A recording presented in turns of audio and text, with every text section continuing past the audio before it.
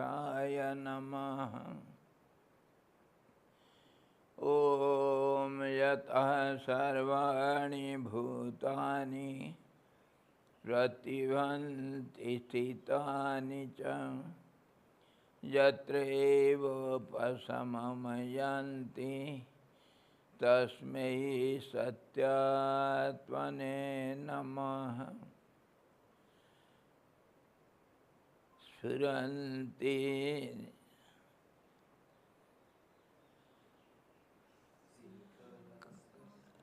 ज्ञाता ज्ञानं तथा ज्ञेयं द्रष्टा दर्शनदृश्यभू कर्ता हेतुः क्रिया यस्मात् तस्मै ज्ञप्त्यात्मने नमः। स्फुरन्ति शिखरा यस्मात् आनन्दसाम्बरे वनौ सर्वेषां जीवनं तस्मै ब्रह्मानन्दात्मने नमः। ब्रह्मानन्दात्मने नमः।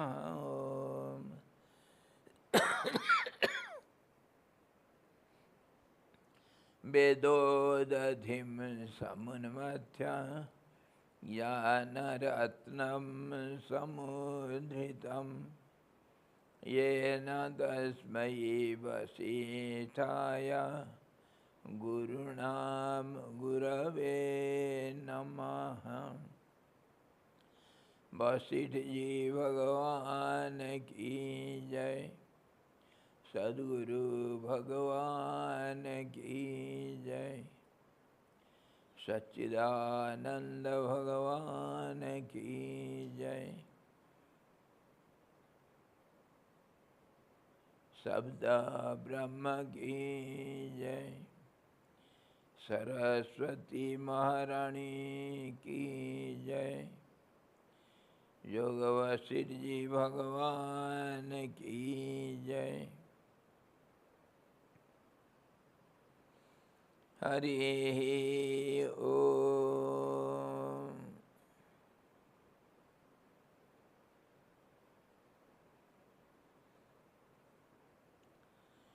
योग वशिष्ठ निर्वाण प्रकरण उत्तरार्ध और 91वां अध्याय, जिसमें हम गुरुवार वशिष्ठ जी का अग्नि धारणा से कैसे सारे संसार को अपना स्वरूप के रूप में वो देखे, और इसको आखिर वो राम जी को समझा रहे हैं कि ये सिर्फ कल्पना मात्र था। कल्पना किसका? कल्पना जो किया वशिष्ठ जी थे। तो वशिष्ठ जी कौन थे? वो कल्पना का एक ब्रह्मांड और उसके जड़ में खुद वह चेतन रूप थे, क्योंकि चेतन के बिना कल्पना करना किसी को संभव नहीं। सारे कल्पना उसी से स्फुरित होता है। उदाहरण के लिए हम देखते हैं, अगर कोई बैकग्राउंड नहीं, हमारे कोई पर्दा नहीं है, आधारभूत पर्दा नहीं है, तब फिर चित्र का रचना किसके ऊपर होगा? चित्र का रचना करने के लिए कोई एक आधारभूत कोई पर्दा तो जरूरत पड़ता है, उसके बिना चित्र नहीं बन सकता है। तो इसी प्रकार ये जो कल्पना में जो अग्नि के ऊपर धारणा करने से सारे नाम रूपों के अंदर, ब्रह्मांड के अंदर सारे ब्रह्मांड फैला हुआ है। अग्नि का स्फुलिंग क्यों कि अग्नि का रूप तो एक प्रकाश है, एक उत्ताप है और एक तो ज्ञान रूप है। प्रकाश ज्ञान को ही कहते हैं। इसीलिए ज्ञान रूप में मैं जानता हूँ कि मैं सोच रहा हूँ, सोच रहा हूँ करके जानना जरूरी है, तब तो तुम सोचोगे। तो वो जो जानकारी है वो अग्नि का स्वरूप और चेतन रूप है, वो ज्ञान का स्वरूप है। इस प्रकार वशिष्ठ जी राम जी को समझाए, राम मैं उस समय चेतन रूप से, स्थिर रूप से अधिष्ठित रहता हुआ भी मैं दृष्टा के रूप में अपने आप को अनेक रूप में ब्रह्मांड के अंदर हर पल कण कण में कल्पना के साथ देख रहा था सारे संसार को। तो मैं ही चेतन रूप था और मैं ही अग्नि रूप था और मैं ही ज्ञान स्वरूप था और मैं ही ये कल्पनाओं का राज्य को विस्तार किया था। तो राम जी का सवाल उठा था उसके ऊपर, गुरुवर आप जब उसको दृष्टा के रूप में देख रहे थे सारे संसार को, क्या आपको कोई सुख दुख का भान था? तो वशिष्ठ जी उसको मूल से खारिज कर दिए। दृष्टा को सुख दुख नहीं होता है, क्योंकि वो निरपेक्ष होता है दृष्टा, और उसका कोई सुख दुख में भागीदारी नहीं होता है। सुख दुख को भी वो देखता है। इसी प्रकार हम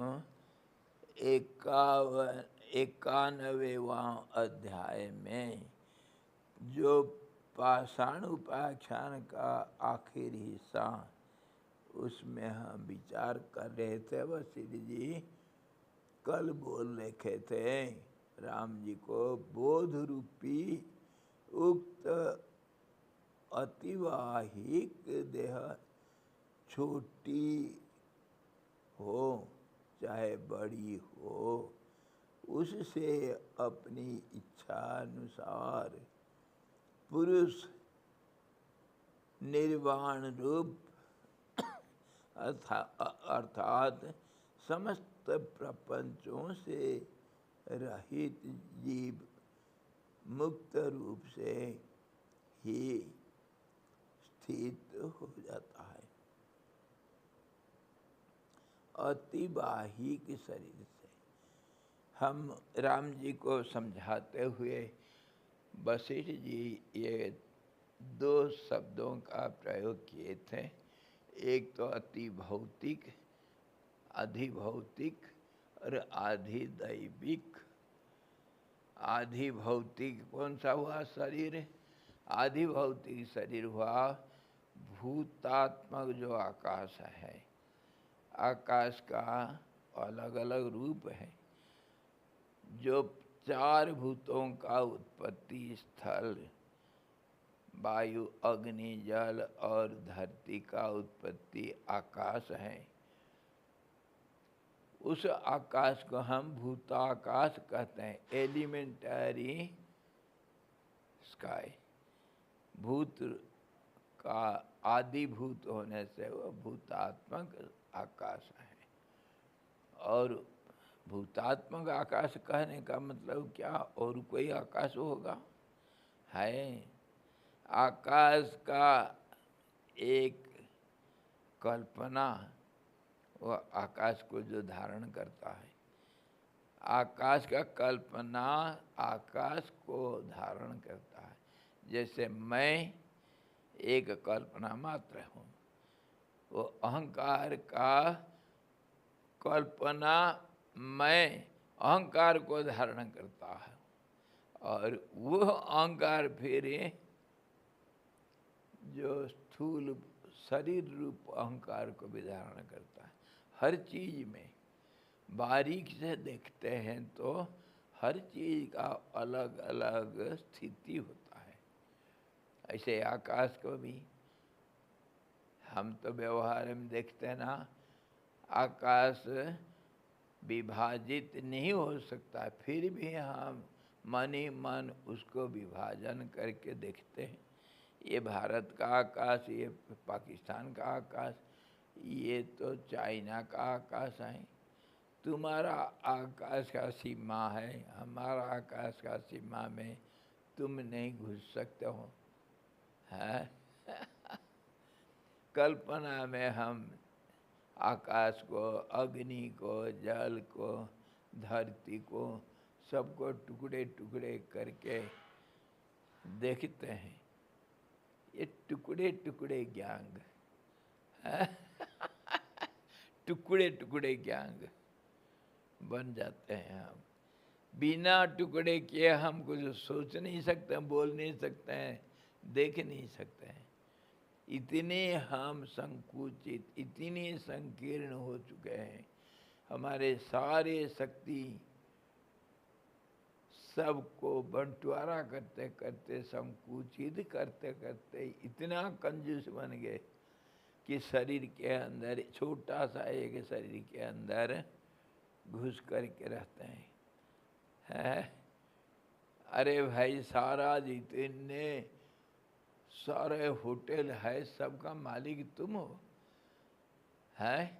और तुम एक छोटे से झोपड़ी के अंदर बैठे हो, है? कहते मैं इसके बाहर आ नहीं सकता हूँ, है? फैलाओ अपने को। इसी प्रकार हम संकीर्ण, बहुत कुत्सित रूप लेकर के, बहुत संकीर्ण रूप लेकर के अपने सोचना भी, अपना शक्ति का भी और अपना स्वरूप का भी इतने संकुचित कर दिए हैं कि कोई काम हमारे बस का नहीं। सोचते भी हैं, सोचने के लिए भी इतना संकुचित सोच है। कोई एक मानसिक पूजा कर रहा था, मानसिक पूजा कर रहा था शंकर भगवान का, बहुत दूर है मंदिर से। अब जा कर के जल चढ़ाना, श्रावण का शिवरात्रि है, जल चढ़ाना था, जा नहीं पाया। तो वो क्या क्या मन ही मन घर में बैठ कर के भगवान, हे शिव जी, मैं तो आ नहीं पा रहा हूँ, माफ़ करिएगा, मैं मन ही मन आपका पूजा करता हूँ, स्वीकार करो। मानस पूजा बड़ा फलदायी होता है। मानस पूजा बैठ कर के पूजा कर रहा है, एक लोटा लेके के जाता है, गंगा जी से पानी लाता है, और वो लोटा से आधा लोटा पानी शिव जी को चढ़ा करके फिर आधा लोटा पानी घर ले आता है। गंगा जल रखूंगा घर में बेल पत्ता एक ले करके चढ़ाता है शिव जी को। मानस पूजा में एक फूल बगीचा, अपना बगीचा से बहुत सारा फूल खिला है, शोभा बिगड़ जाएगा, एक फूल तोड़ता है, लेकर शिव जी को चढ़ाता है। ये मानस पूजा में भी ये कंजूसी। और भीमसेन मानस पूजा किया था, कैसे किया था?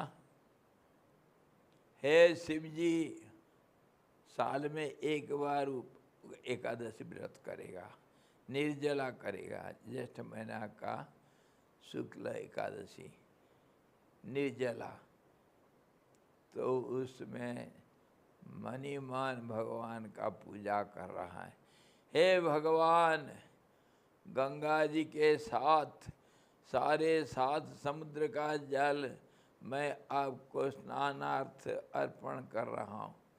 बेचारे शंकर जी डुबकी मारते मारते परेशान हो गए और सारे दुनिया में जितने बेल के पेड़ है सबका पत्ता आपको मैं अर्पण करता हूँ। आपका अनंत कोटि सहस्र नाम से आपको अर्चना करता हूँ। बेचारे शिव जी परेशान हो गए थे उनका मानस पूजा से है। तो मानसिक पूजा करते हैं उसमें भी इतने हमको कंजूसी। 1 लोटा गंगा जल लेकर का आधा लोटा शिव जी को चढ़ाते हो, मन में इतनी कंजूसी बन गई भाई।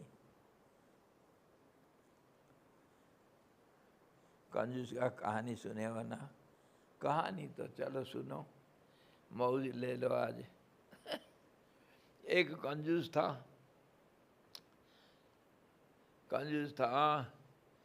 वो बुढ़ा बड़ा सेठ, किसी को जिंदगी में 1 पैसा कभी दान नहीं किया। हाँ जी, शनि हमारे गया नहीं उनके पास, नहीं तो निकाल लेता था। तो बुढ़ी थी, बच्चे नहीं हैं। कंजूसी लोगों का बच्चे भी नहीं होते हैं, बच्चे होने से कंजूसी नहीं हो सकता है। बच्चे उसे कोई नहीं है, कंजूस था। सारे एक पाई को संभाला, बहुत बड़ा सेठ था घर गांव का। जिंदगी भर कभी किसी को कुछ नहीं दिया, ना कभी गया तीर्थ वगैरह करने के लिए। आखिर बूढ़े हो गए हैं। बुढ़ी बोलती है, अरे बुढ़ा क्या करें, हम मरने वाले हैं, थोड़े दिन में नरक में जाना पड़ेगा। ज़िंदगी में 1 बार तो चलो काशी दर्शन करके आते हैं। विश्वनाथ काशी से कुछ 20-25 किलोमीटर दूर है। तो बुढ़ा कहता नहीं, हमारे पास इतना पैसा नहीं, इतना दूर जाने के लिए रास्ता खर्चा। अरे कुछ नहीं, रास्ता खर्चा ज़रूरत नहीं, मैं वो सत्तू बांधूंगा और कुछ कपड़ा उपड़ा बांधेंगे, रास्ता में कहीं भी आराम कर लेंगे और किसी पेड़ के नीचे रहेंगे रात को। काशी में पहुंच करके कोई पैसा खर्चा नहीं करना है, चलो तो 1 बार काशी तो दर्शन कराओ, मरने वाले हैं हम। बड़ा मुश्किल से बुढ़ा राजी हुआ है। निकल पड़े बुढ़ा बुढ़ी। जाते जाते शाम हो रहा था, काशी पहुँचे।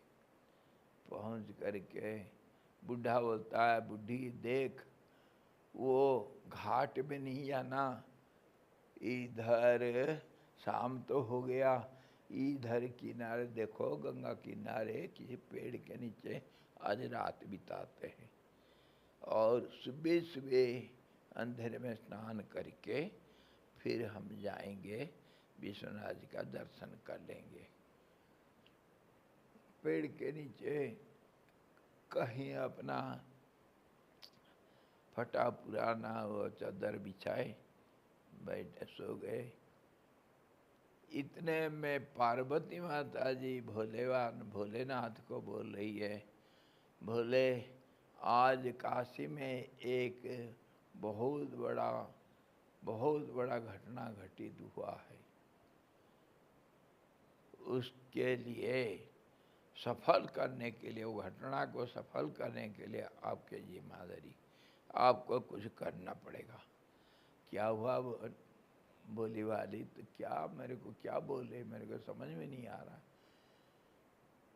पार्वती माता जी बोल रही, बोले एक मशहूर सेठ जो जिंदगी में कभी 1 पैसा नहीं दिया किसी को, वो कभी तीर्थ भी नहीं किया, वो दोनों बूढ़ा बूढ़ी आ रखे काशी और पहुंच गए हैं। तो इतना बड़ा भक्त आपका, जो जिंदगी में कभी कोई तीर्थ नहीं क्या हुआ, आया है, मतलब बहुत बड़ा भक्ति है तभी तो। और आपका बड़ा भक्त है वो, तो इससे कुछ धर्म तो करवाना पड़ेगा। एक पैसा हो, कुछ तो दान करवाना पड़ेगा भोले बाबा, आपका जिम्मेवारी। नहीं तो आपके काशी में आ करके अगर ऐसा चले जाएगा, आपका बदनाम हो जाएगा। क्या आप देख रहे हो, करवाना पड़ेगा। भोले बाबा कहते हैं अरे मैं क्या करूं, नहीं नहीं नहीं तो हमारा बदनाम हो जाएगा। काशी में आ करके कुछ दान भी ना किए वो वापस चले गया, बदनामी तो हमारा होगा, करना पड़ेगा। अच्छा क्या करूं, ना उसका पंडित बन जाओ तुम, और उसका पटापटी करके कुछ दान दक्षिणा करवाओ। बोले बाबा कहे ठीक है, तू समझती नहीं, वो अब करने वाला नहीं। नहीं नहीं आप तो कोशिश करो। ठीक है, बोले बाबा एक बुढ़ा ब्राह्मण का रूप लिया और सुबह सुबह अंधेरे अंधेरे जा करके उसके पास पहुंच गए। वो उठ करके बुढ़ा बुढ़ी दोनों घाट से दूर, घाट में जाएंगे पंडित लोग देख लेंगे, इसीलिए घाट से दूर कहीं कपड़ा उपड़ा समेट करके गंगा किनारे जा उतर रहे थे। जा करके स्नान चुपके से डुबकी मार लेंगे तो पंडित जी पहुंच गए। बूढ़ा ब्राह्मण पहुंच गया, अरे भगत ठहरो ठहरो, कहाँ जा रहा है? नहीं नहीं हम इधर ही बैठे हैं। नहीं नहीं तुम स्नान करने के लिए जा रहे हो ना, पहले संकल्प करो। पहुंच गए बूढ़े, पहुंच गए, संकल्प करना पड़ेगा, नहीं तो इधर काशी है ही है, इधर गंगा जी में स्नान करना है तो पहले संकल्प करो। अरे मेरे पास कुछ है ही नहीं भाई, मैं गरीब बहुत दूर से आया हूँ, मेरे पास कुछ नहीं, संकल्प कर मैं नहीं कर सकता। अरे कोई बात नहीं, कुछ नहीं देना, पर संकल्प तो करना पड़ता है यार। तुमको कौन मांग रहा है, कुछ नहीं देना, पर संकल्प तो करो। मैं यहाँ का पंडित हूँ।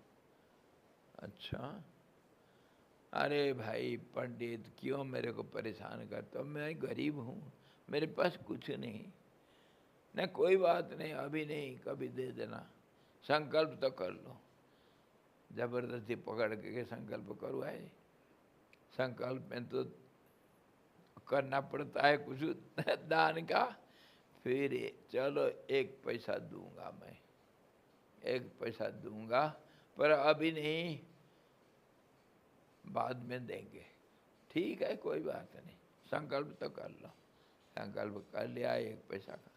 फिर स्नान हुआ, स्नान के बाद बूढ़ा बूढ़ी को ले करके वो बूढ़ा ब्राह्मण जा करके सारे काशी घुमाया, जितना सब, कहीं अन्नपूर्णा माता, कहीं और कोई सब मंदिर सब हैं, सब घुमा घुमा कर आखिर आकर के विश्वनाथ जी के ऊपर जल चढ़ाए। और सब फिर बोलता है अच्छा पंडित जी आप आ जाना, 6 महीने के बाद हमारे घर आना, हाँ फिर देंगे, अभी मेरे पास कुछ नहीं। अच्छा चलो खाता में लिखवा दो, आपका नाम लिखवा दो, एड्रेस लिख दिया। 6 महीना बीत गया। वो पार्वती माता जी बोलती है भोलेनाथ एक पैसा निकालना है। हाँ जी। अच्छा ठीक है चलते हैं। पंडित जी बूढ़ा ब्राह्मण जा कर के पहुँच गए गांव में। 6 महीना के बाद पूछ के जा रहे हैं भाई अमुक सेठ का घर कहाँ है। लोग बता रहे वो बात फैल गया, पंडित आ रखा है सेठ के घर में। अरे बुढ़ी आकर के बाहर दूर से देख रहा, हाँ पंडित आ गया। चुपके से जाकर के घर में घुस कर के बोलती है पंडित बुढ़ी, बुढ़े अरे वो पंडित आ रहा है, क्या करें? ना ठीक है, वो तुम बाहर रहना, मैं इधर चुपचाप छिप जाता हूँ, और तुम बोलना सेठ जी जा रखे हैं कहीं दूर गांव, घर में नहीं है, और 6 महीने के बाद आना, उसको भेज देना। तो बूढ़ी तैयार बैठा है बाहर। जैसे पंडित जी आ गए, ये अमुक सेठ का घर यही है ना? ना हाँ यही घर तो है, परंतु आप पंडित जी कैसे आए हैं? ना वो संकल्प किए थे 1 पैसा देने के लिए दक्षिणा, तो वो तो देना पड़ेगा। अच्छा, अब बूढ़े तो घर में नहीं है, आप चले जाओ वापस, फिर 6 महीने के बाद आ जाना, वो घर में जब होंगे तभी। ठीक है, कोई बात नहीं, हमारा जजमान का घर है, जब तक नहीं आए तो मैं यहीं आराम करूँगा, अभी कहाँ जाना है। बैठ गए पंडित जी। बुढ़ी जा करके घर के अंदर बोलती है, बुढ़े वो तो पंडित बड़ा अकड़बाज है, वो तो बैठ गया कह रहा है कि जब तक जजमान नहीं आया तब तक मैं कैसे छोड़ के चले जाऊं, मेरा काम है, उनके पूजा पाठ करवाऊंगा और फिर जाऊंगा, क्या करें? ठीक है, मेरे को ओढ़ दे, मैं पड़ा हूँ, जाकर के बोल दो बूढ़ा गया था कहीं दूर गांव, आ गया बुखार आ गया, वो पड़ा है, वो उठ नहीं पा रहा है, आप जाइए फिर आना। बुढ़ी जा करके बोला, पंडित जी वो पीछे तरफ से आ करके वो बहुत बीमार पड़े हैं, उठ नहीं पा रहे हैं, और फिर बाद में आना आप।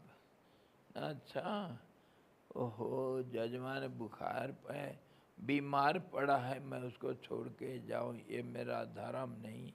मैं तो उसको जब तक दवाई नहीं दिया और जब तक उनका ठीक नहीं किया तब तक मेरा धर्म नहीं है, मैं छोड़ के चले जाऊँ। अच्छा, क्या करें? तब बूढ़ी जाकर के अंदर बोलता बूढ़ा को, पंडित तो ऐसा बोल रहा है। अच्छा, ये बड़ा निपट, ऐसा कोई पंडित होता है? चलो जाकर के बोल दे बूढ़ा मर गया करके, है मर गया, मेरे को ढक दे, जाने दो उसको। तो फिर बूढ़ी जाती है, पंडित जी झूठ मूठ रोया,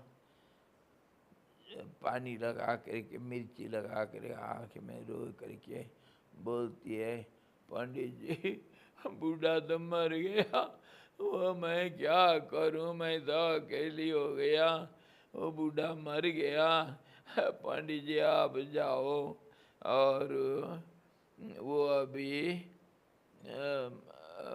आप फिर कभी आना, मैं करूँगा कुछ। पंडित जी बोलते हैं, अच्छा बूढ़ा मर गया, ओहो, तब तो आपके तो बाल बच्चे नहीं, मुखाग्नि तो मैं दूंगा, मैं ऐसा कैसे जाऊं?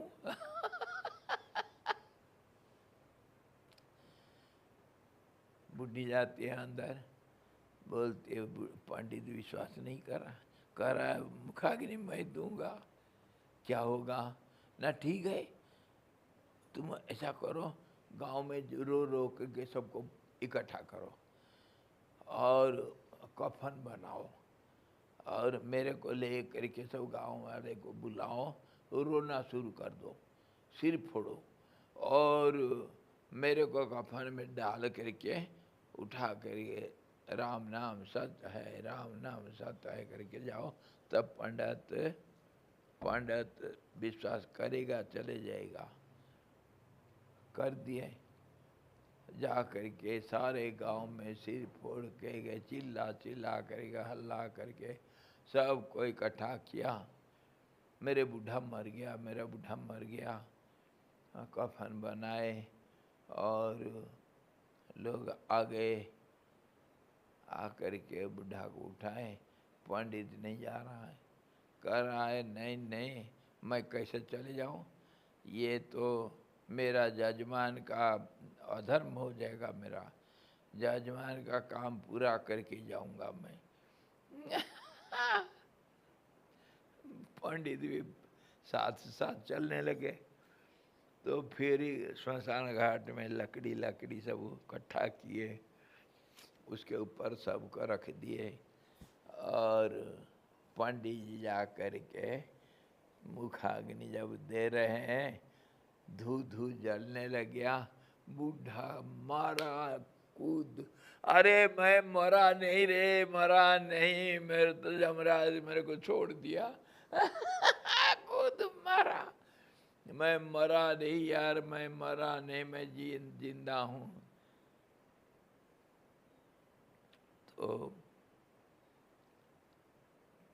पंडित बोलता है, पंडित बड़ा खुश हो गया, पंडित जी सेठ जी मेरा 1 पैसा दे दो। मैं यहाँ कहाँ से लाऊं, मेरे पास है ही नहीं, मैं नहीं दे सकता हूँ, मुझे माफ कर दो। तब फिर शंकर भगवान बड़े खुश हो गए, भोलेनाथ बहुत खुश हो गए। साक्षात शंकर भगवान खड़े हैं अपना स्वरूप में, बोलते हैं बुढ़े तुम्हारे जो निष्ठा है नहीं देने का, उसमें मैं खुश हूँ। अब वर मांगो, 3 भुवन का राज्य चाहिए तुमको, मैं देने के लिए सक्षम हूँ, इच्छुक हूँ, तुम सब कुछ मांग लो, तुम्हारा निष्ठा काबिले तारीफ है, बड़े सुंदर निष्ठा तुम्हारे निष्ठा में से तुम डोले नहीं, हिले नहीं, मैं खुश हूँ, वर मांगो। तो सेठ कहता है भगवान अगर आप सचमुच मेरे ऊपर कृपा किए हैं, हे भगवान शंकर मेरे को वो 1 पैसा माफ कर दो, मैं नहीं दूंगा। तेरी के मैं नहीं दूंगा, मेरे को माफ कर दो।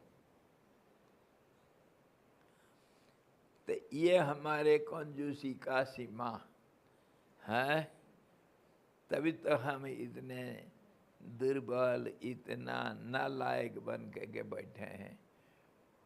कहने का मतलब हमारा असली स्वरूप, हमारा बैकग्राउंड जो है, हम चेतन रूप है, सारा ब्रह्मांड का आधार है, लेकिन हम अपने को इतने संकुचित कर बैठे हैं। और वशिष्ठ जी उसी को याद दिलाने के लिए, समझाने के लिए राम जी को कहते हैं, राम मैं तो सारे संसार को अपने अंदर अपने स्वरूप में देखा, लेकिन किस रूप में, कोई मेरे को सुख दुख नहीं था, मैं तो दृष्टा के रूप में, निरपेक्ष दृष्टा के रूप में सारे संसार को कल्पना रूप में देखा, और कल्पना का आधारभूत में चेतन रूप था। और उस समय आति बाहिक शरीर के रूप में मैं ये सर्व कल्पना किया था, आधि भौतिक शरीर के रूप में कल्पना नहीं किया था। आधि भौतिक जो है 5 भूतों से बना हुआ जो शरीर है, वो तो हमारा एक ढक्कन जैसे है, एक जैसे कार है, कार के अंदर ड्राइवर जो अंदर बैठ कर के इस कार को चलाता है, गाड़ी को चलाता है, वो अंदर वाला शरीर जो है गाड़ी का, जो चेतन शरीर है, उसी को जीवात्मा अथवा आतिवाहिक शरीर कहा गया, अथवा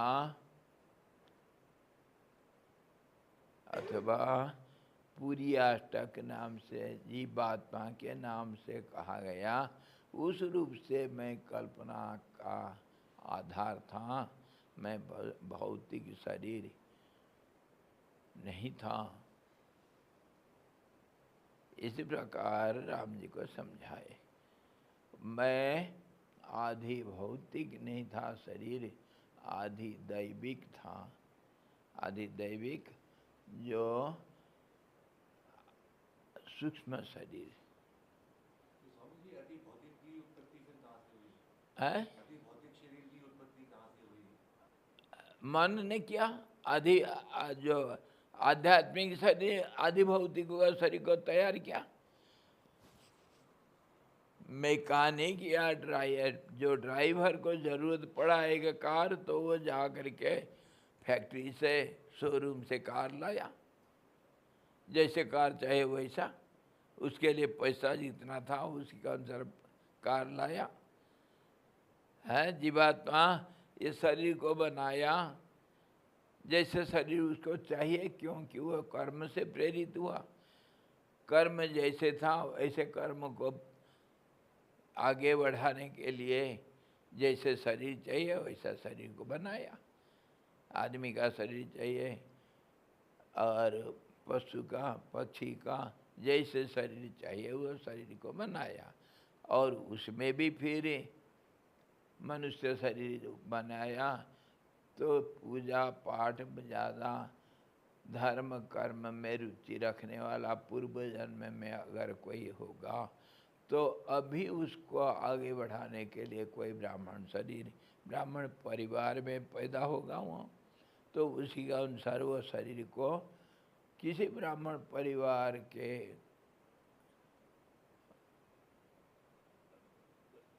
अंदर शरीर को प्रकट किया, और उसी के अंदर रह करके वो सब पूर्व जितना कर्म किया था उसका आगे बढ़ाने के लिए। जैसे बच्चा कोई गरीब था, उसके घर में बूढ़े माँ बाप थे, बाप मर गया, पढ़ाई छोड़ दिया, वो 7वीं में पढ़ रहा था, पढ़ाई छोड़ दिया, एक ही लड़का घर का, और घर का काम देखभाल करने के लिए वो बेचारा पढ़ाई छोड़ दिया 7वीं में।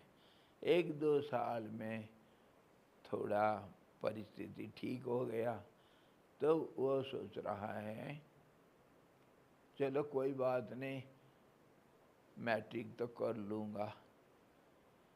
तो अगर अभी फिर जाता है स्कूल में दाखिल होने के लिए, कौन सा क्लास में एडमिट होगा? 5वीं में, 4थे में? अरे 7वीं पास कर रखा है, 8वीं में उसका एडमिशन हो जाएगा, है कि नहीं? 8वीं में फिर जो सब्जेक्ट पहले था उसी सब्जेक्ट को आगे बढ़ाएगा 10वीं तक, है कि नहीं? ऐसे ही समझो हमारा जिंदगी का यात्रा। पहले जहाँ पर छोड़े हैं उसी को फिर आगे बढ़ाना है। बीच में गैप था, कोई बात नहीं। इसी प्रकार ये जो आधि भौतिक शरीर को आधि दैविक शरीर बनाता है, सूक्ष्म शरीर स्थूल शरीर को बनाता है। मन ये इंद्रियों के साथ शरीर को बना करके शरीर को काम में लेता है। इसी प्रकार वशिष्ठ जी राम जी को सारा उनका प्रश्न का उत्तर देते हुए अधिष्ठान रूप में, चेतन आत्मा के रूप में वो अग्नि के ऊपर धारणा करके सारे संसार में अग्नि का स्वरूप को कल्पना किए। बोध रूप देह के प्रभाव से अभेद्य पाषाण शिलाओं के भी भीतर प्रवेश करके पुरुष अनायास बाहर निकल आता है, पाताल में चला जाता है और आकाश मंडल में भी विचरता रहता है। कैसे? वो बोध रूप देह के प्रभाव से। बोध रूप देह, बोध जो होता है वो व्यापक शरीर होता है। बोध ज्ञान, हमारा शरीर से हमारा मन, इंद्रियां ज़्यादा प्रभावशाली और ज़्यादा शक्तिशाली है। शरीर से इंद्रियाणि पराण्याहु, इंद्रियां शरीर से उत्कृष्टतर है। इंद्रियेभ्यः परम मनः, मन इंद्रियों से भी और श्रेष्ठ है और अब ज़्यादा शक्तिशाली और ज़्यादा विस्तृत है, ज़्यादा प्रभावशाली है। और मनसस्तु परा बुद्धि, बुद्धि भी मन से सूक्ष्म होने से उसका शक्ति ज़्यादा, प्रभाव ज़्यादा और उसका विस्तार भी ज़्यादा होने से मन से ज़्यादा शक्तिशाली है। जो बुद्धे है परा सस्तु साह, बुद्धि से परे जो है वो बोध रूप शरीर होता है, तो उसका प्रभाव ज़्यादा है। शरीर तो, भौतिक शरीर तो किसी काम का नहीं। इंद्रियां भौतिक शरीर में नहीं बात करती हैं, मन में, अंतःकरण की दृष्टि में, दोनों तरफ भाई। ये जो 91वां अध्याय हम पढ़ रहे हैं ना, 90 के साथ भी उसका संबंध है और 92 के साथ भी है। बीच में तुम कहाँ बैठे हो? दोनों तरफ से संबंध रखोगे तभी तो बीच में आओगे। मृत्यु के बाद आत्माएं भटकती है तो वो भोग नहीं कर पाती। सब कुछ दोनों तरफ से संबंध रहता है। बीच में कहाँ आएगा? जब पहले नहीं और आखिर नहीं तो बीच में कहाँ से आएगा? है बीच तभी तो होता है जब पहले है और आखिर है। कैसे यार? सबको मिल करके शरीर बनता है। सब कुछ जो वस्तु हम देखते हैं उसका देश काल परिस्थिति में पीछे, आगे और बीच का तीनों को देखा जाता है। समय भी ऐसे ही है, अतीत भविष्य के बीच में वर्तमान, और देश भी ऐसे ही। देश एक दूसरे से संबंधित है। बिना संबंध से दुनिया नहीं भाई, तभी तो कहे रिलेटिव वर्ल्ड। हर चीज़ का हर चीज़ के साथ संबंध रखना है। अकेले तुम कहीं कुछ नहीं। शरीर भी ऐसे ही है।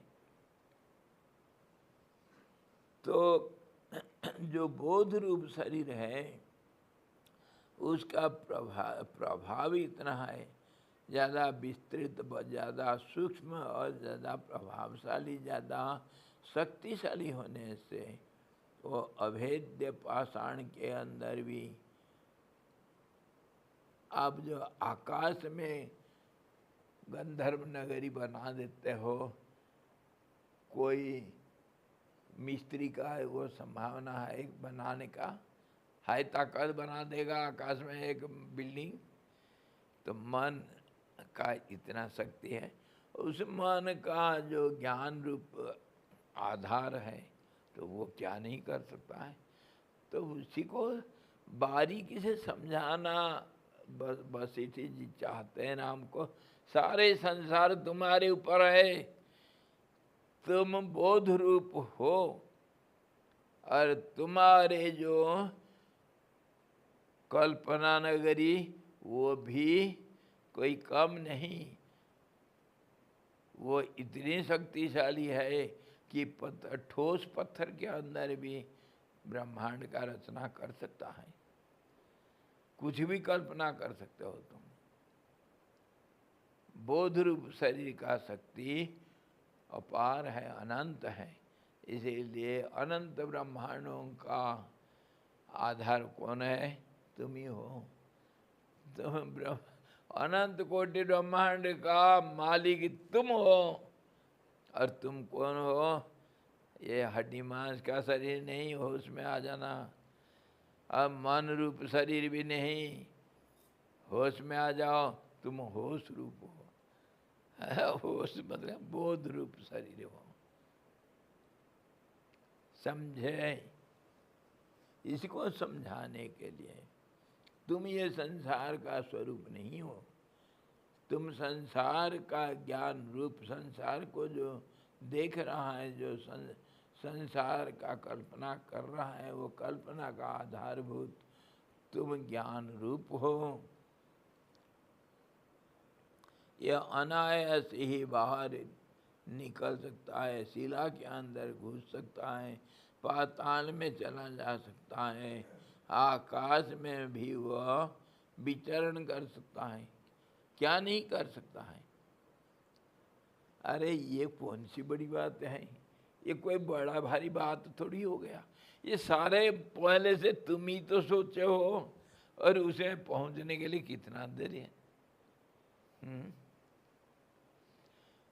वर्ल्ड मैप तुमने तो बनाया, और तुम बना करके फिर ढूंढ रहे हो। अगर निकाल दिया न्यूयॉर्क इधर आए तो कौन सी बड़ी बात हो गया? अरे वो मैप खींचे हो तो तुम ही, वर्ल्ड मैप को है, उसमें न्यूयॉर्क अमेरिका में यहाँ है, यूएस का ये ऐसा है करके वो दिखा देना। कौन सा बड़ी बात हो गया यार?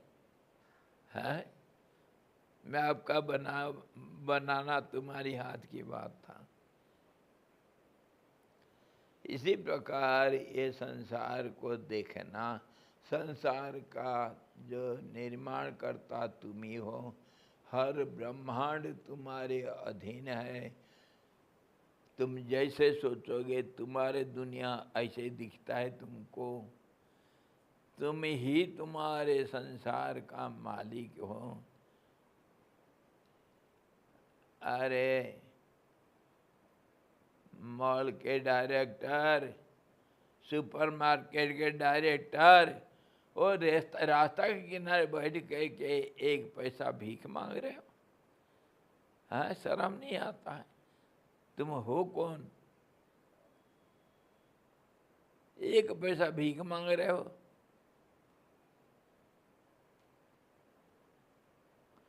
एक पैसा मत मांगो। शरीर रास्ता के किनारे बैठ के तुम अपना पहचान करो।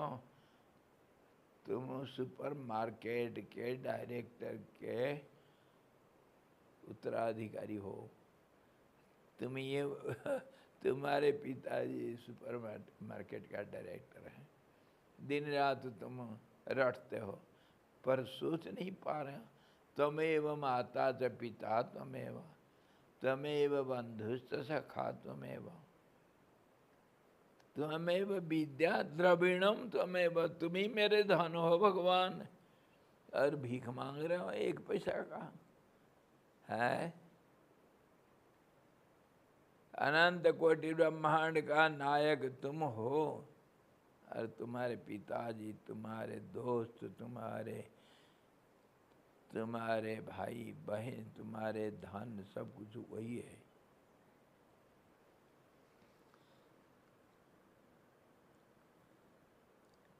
इसीलिए मुझे कुछ दुख की प्राप्ति नहीं हुई, यह कहते हुए उपसंहार कर रहे हैं वशिष्ठ जी। हे श्री रामचंद्र जी, इसीलिए उस समय बोध रूप देह के कारण अनंत चिन्मय आकाश रूपी मैंने पृथ्वी आदि की धारणा बांधकर पृथ्वी आदि स्वरूप का निर्माण किया था। वो पत्थर के अंदर जो सृष्टि था ना, मैं तो पहले कहानी के जरिए बता दिया कि मैं ऐसा देखा। अरे आज अब वो स्पष्ट कर रहे, मैं देखा नहीं था। क्या क्या था? मैं ही बनाया था उस सृष्टि को। और बोध रूप में, ये शरीर के रूप में नहीं, बोध रूप में। और बोध रूप में तभी बताए कि पत्थर के अंदर भी घुस सकता है, पत्थर से निकल भी सकता है, पाताल में पहुंच सकता है, आकाश में उड़ सकता है। क्या नहीं कर सकता है तुम? और ये सारे संभव है, हमारे लिए संभव है ना। हम कितने भी चाहे कंजूस हम शरीर रूप हो, फिर भी हम कर सकते हैं इसको। कैसे? स्वप्न में। तभी तो कहा गया दुनिया तुम जो जागृत समझ रहे हो सपना है, ये तुम्हारी सपना है, लंबी सपना। सपने में हम आकाश में नहीं उड़ते क्या? आसानी से, कोई तकलीफ नहीं। और समुद्र के अंदर डुबकी नहीं मारते हैं क्या? और वो बरमुंडा ट्रायंगल से हम निकल के आ नहीं जाते हैं क्या? सपने में क्या नहीं कर सकते हम? है। तो इसी प्रकार ये सारा संसार सपना समझना, और जो हो रहा है तुम ही कर रहे हो, तुम्हारे बिना और कोई नहीं। तुम पूछोगे, पूछो, समझिए आप क्या हमारे स्वप्न के वक्ता हो? पूछो। बिल्कुल हैं। आप सपना देख रहे हैं, सपने में स्वामी प्रेमानंद जी करके कोई एक कठपुतली, एक टेप रिकॉर्ड कुछ बोल रहा है, वो उसको आप सुन रहे हो। जैसे बच्चे लोग वीडियो गेम खेलते हैं और कहानी सुनते हैं अपने मोबाइल से, ऐसे ही तुम रिकॉर्ड सुन रहे हो। होश में आ जाओ, तुम कोई जागृत में थोड़ी हो। सपने देख रहे हो, सपने में एक टेप रिकॉर्ड के अंदर एक कोई प्रेमानंद नाम का कोई एक फोटो, वो कुछ बोल रहा है तुमको। समझ में आया? मान लोगे? नहीं मानोगे तो जबरदस्ती मनाऊंगा। सपने से उठते हैं तो सपने जगत सब गायब हो जाता है, तो अभी आप उठा रहे हैं तो क्या होगा? सब गायब हो जाएगा ये। गायब कैसे हो गया? हो चुका है। सपने में सब देख रहे हो। कितने पल सपने, सपने जो रात को देखे थे अभी याद है या नहीं? मैं याद किया हूं। वैसे ही ये भी एक सपना देख रहा हूं। वो थोड़ा देर के लिए देखा था, वो एक ब्रेक लग गया, ये दूसरा सपना चालू हो गया। ये भी एक ब्रेक लग जाएगा शाम को, फिर कुछ टीवी के अंदर देखेंगे कुछ सपने। बारिश हो गया, वो हिमाचल में इतना पहाड़ गिर गया, अरे वो रूस और यूक्रेन के ऊपर डाल दिया, वो बॉम्ब डाल दिया। वो भी एक दूसरा सपना देख लेंगे। टीवी के अंदर सपना, मोबाइल के अंदर सपना। यहाँ भी एक सपना देख रहे हैं। क्या अंतर है भाई? तो स्वामी उठना क्या हुआ? बस ये मान लेना कि सपना चल रहा है, इतना ही मान सारे सपना है, परंतु होश में आ जाओ। स्वप्न दृष्टा तो तुम हो। है तुम हो कौन? होश में आ जाओ, तुम हो कौन? सपना अपने आप थोड़ी हो जाता है। कोई तो देखने वाला सपने को तो देखता है। हाँ जी।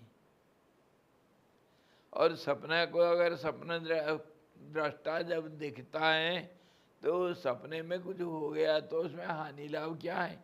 वही बात तो समझा रहे हैं वशिष्ठ जी। मुझे न सुख था न दुख था।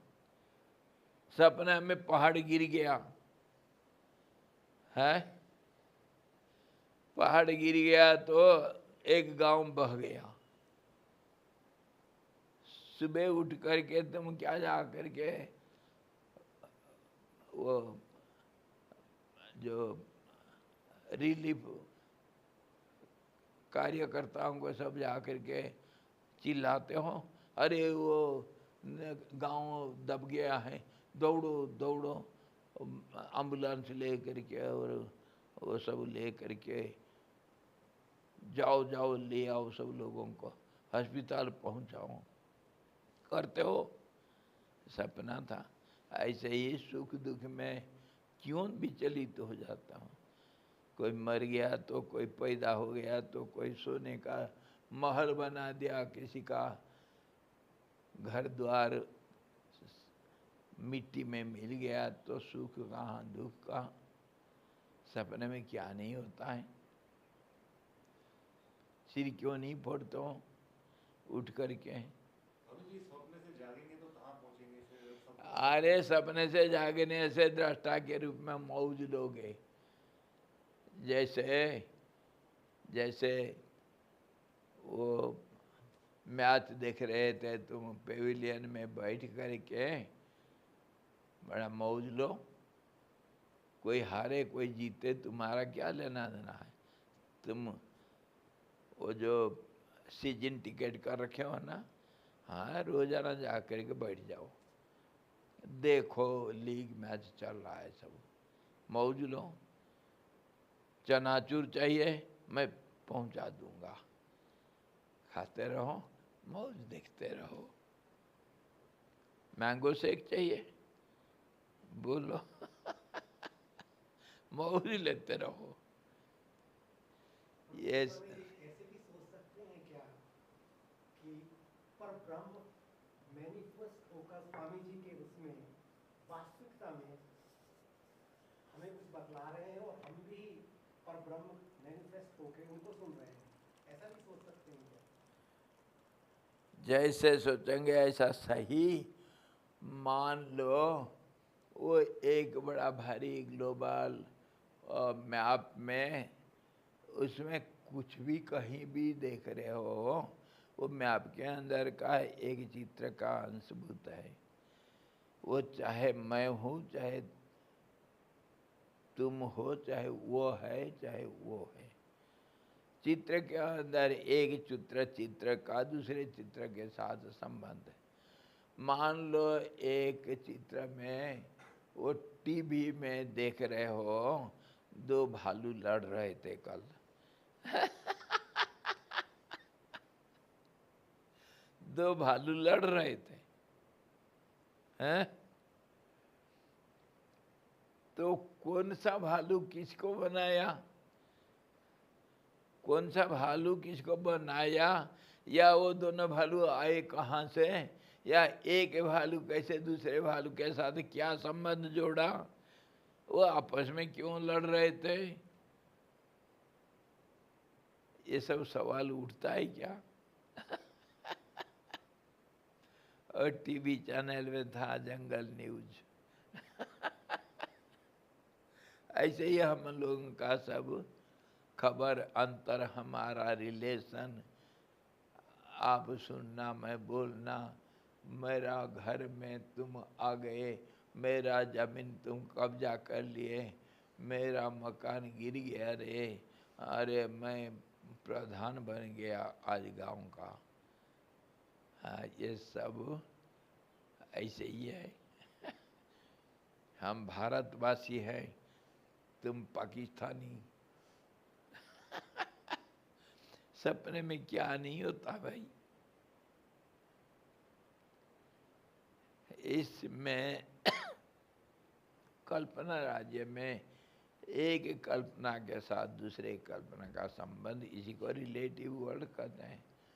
एक कल्पना का दूसरे कल्पना के संबंध, जैसे वो पिक्चर में दो लड़ रहे हैं, घुड़सवार एक दूसरे के साथ तलवार से लड़ रहे हैं, अथवा वो जंगल न्यूज में दो शेर आपस में लड़ रहे थे, अथवा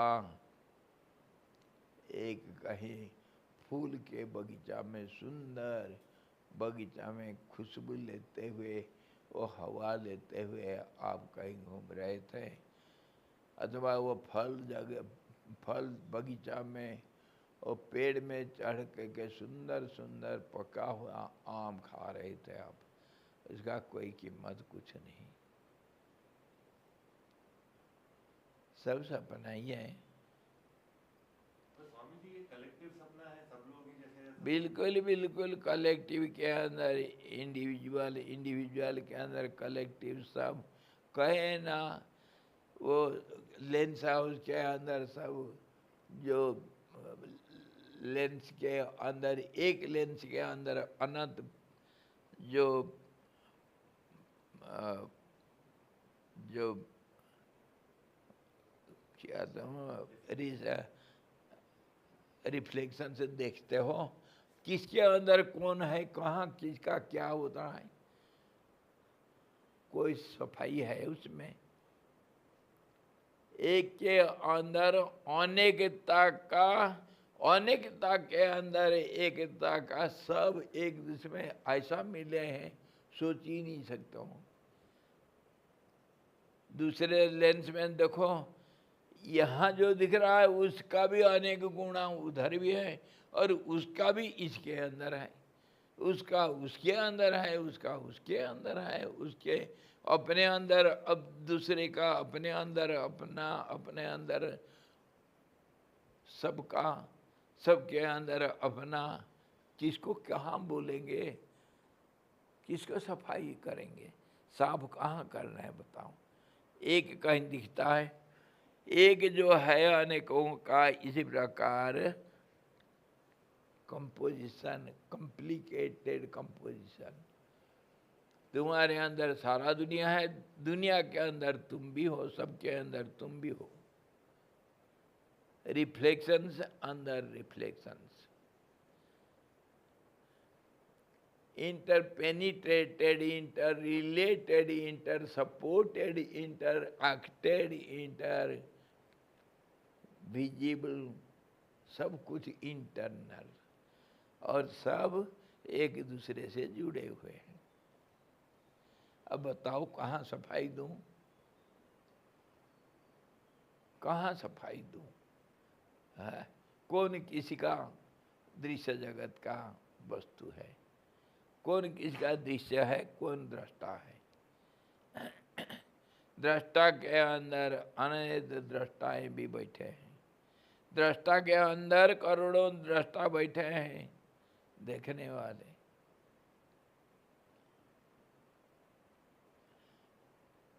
तो फिर आखिर हम कहाँ पहुंचे?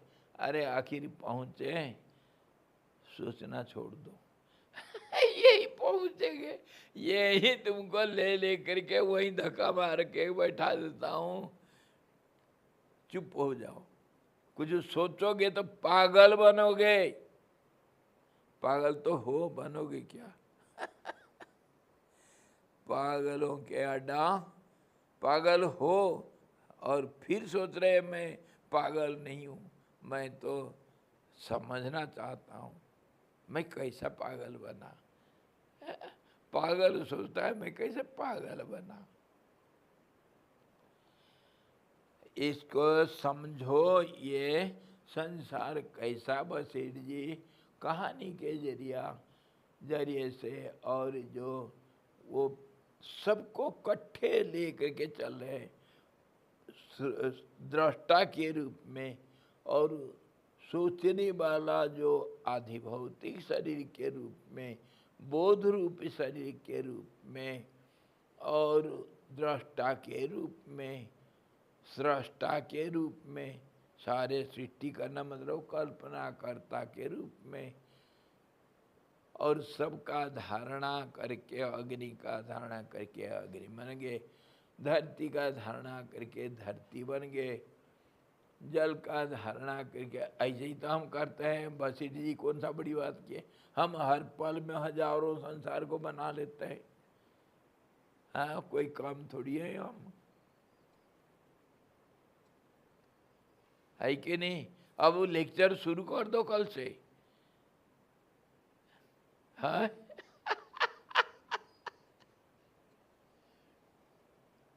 क्या करोगे। ये सारा कंफ्यूजन ऐसा है, कहीं कुछ कोई क्लैरिटी कहीं नहीं। सपने के अंदर सपने, कल्पना के अंदर कल्पना, मैं के अंदर अनेक मैं, वो प्रतिबिंब के अंदर प्रतिबिंब, सब ये दुनिया ऐसे गोल मोल, इसी को हम मान करके चल रहे हैं। बड़े स्पष्ट रूप से अपना होश में आ जाओ, तुम हो कौन, क्या कर रहे हो, क्या कर रहे हो, तुम हो कौन, कहाँ हो, किस खेती के मूली, अपना तो परिचय दो। Inquire who am I, know thyself। समझे राम, ये पृथ्वी आदि स्वरूप का निर्माण मैंने किया था। खाली एक नहीं, पृथ्वी का अनेक ये पहाड़ पर्वत नदी जंगल पशु पक्षी सब मैंने बनाया था। अब मैं ही था, बनाया क्या था, मैं इस रूप को लिया था, क्योंकि पृथ्वी का धारणा क्या, जल रूप में मैं कण कण में जीवन का आधार बन करके सबके अंदर मैं ही था। अग्नि के रूप में, प्रकाश के रूप में, बोध रूप से और शक्ति के रूप में जीवन का संचार सब जगह पर मैंने किया था। और क्या चाहिए, मैं ही था। मैं मेरा खेल देखा था, मैं सपना देख रहा था। सपने के अंदर जादू नगरी, जादू नगरी के अंदर जादूगर मैं था, और दृष्टा भी, करता भी, सृष्टा भी, सब कुछ मैंने था। सपने के अंदर जादू नगरी, जादू नगरी के अंदर जो जादू था वो सब मैं ही अपने आप को बनाया था। स्वामी जी अब क्या करा रहे हैं फिर? कुछ नहीं करना, यही तो नहीं करने पाते हो। वो एक एडवर्टाइजमेंट आता है ना जूता का, कोई प्रॉब्लम ही नहीं, यही तो सबसे बड़ा प्रॉब्लम, क्यों कोई प्रॉब्लम नहीं है। सबसे बड़ा प्रॉब्लम क्या है कि कोई प्रॉब्लम नहीं पापी पेट, है। पापी पेट।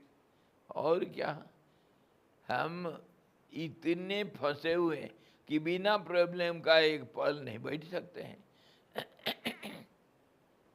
सबसे बड़ा प्रॉब्लम क्या है, there is no problem.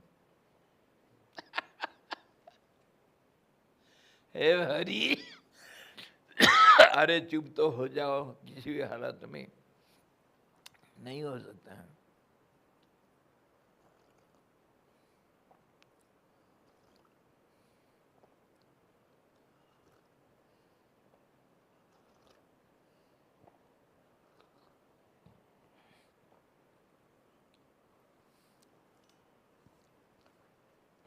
Problem create करो तभी तो कहानी सुनो, और सुन करके फिर कहानी अपने आप बनाओ, कहानियाँ बनाओ। मैं जो तुम लोगों को कहानी बीच बीच में सुनाता हूँ ना, बहुत बनावटी कहानी हूँ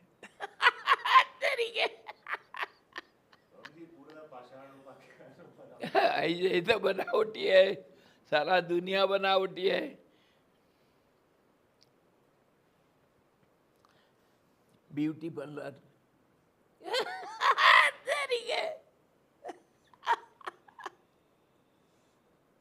ओ राम, तुम पप्पू कब राम बन गए? ओ पप्पू राम बन करके बस सीधी जी के पास बैठे हो हैं? याद नहीं तुमको ब्यूटी पार्लर में राम बनाया गया था? ड्रेसिंग रूम में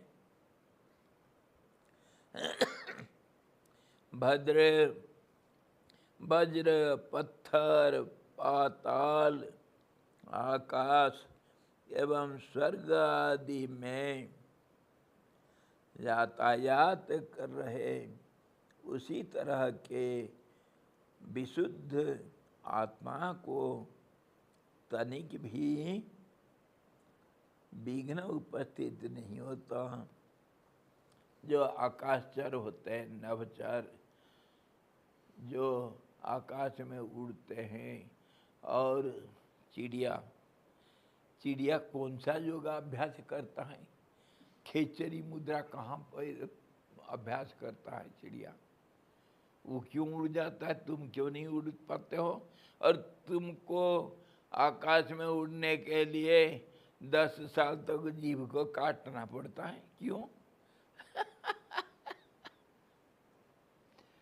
और देखो वो चिड़िया का बच्चा को पैदा हुआ तो उड़ा, कौन सा योगाभ्यास किया था वो? ऐसे ही जो सोचोगे वो संभव है, परंतु हम ही हमारे दुश्मन हैं। हम ही हमारा सोच को तोड़ मरोड़ करके कहीं मिट्टी में मिला देते हैं। हाँ, मैं कैसे उड़ूंगा?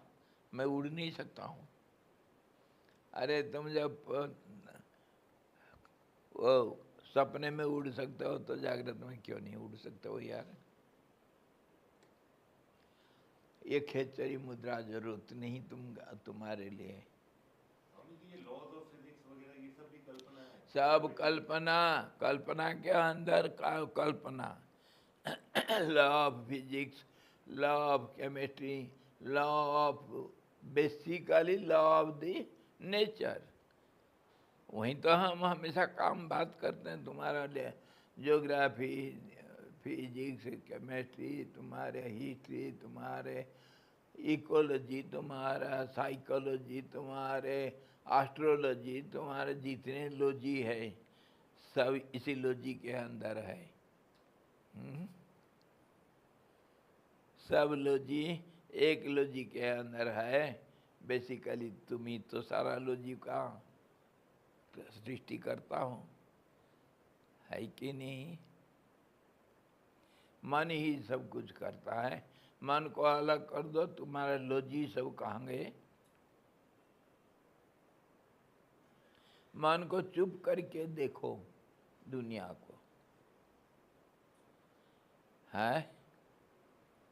फिर देखो दुनिया कैसा दिखता है।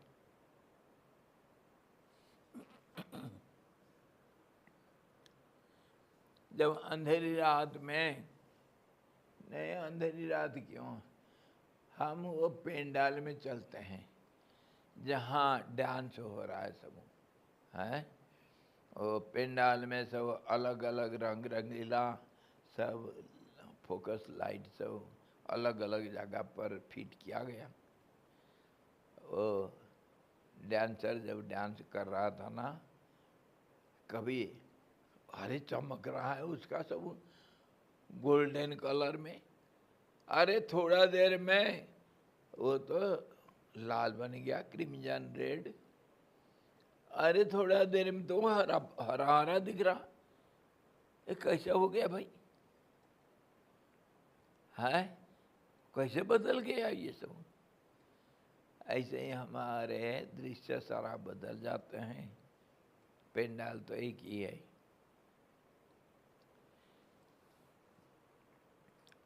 रंग अलग अलग चढ़ जाता है।